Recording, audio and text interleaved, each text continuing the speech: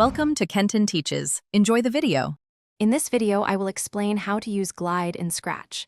To begin, locate the Glide block within the Motion category.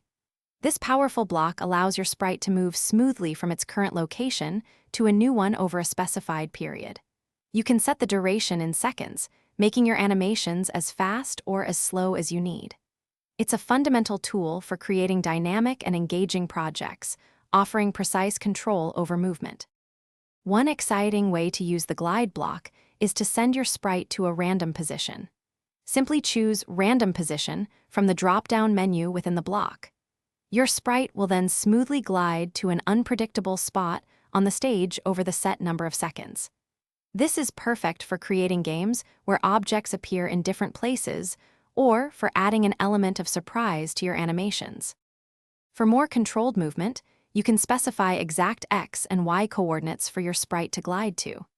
The X value determines the horizontal position, ranging from -240 to +240. The Y value controls the vertical position, from -180 to +180. This method is ideal for guiding your sprite to a precise spot, like a specific platform or a target area.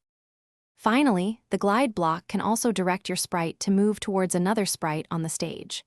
From the drop-down menu, simply select the name of the target sprite. Your current sprite will then smoothly glide to that chosen sprite's location over the specified duration.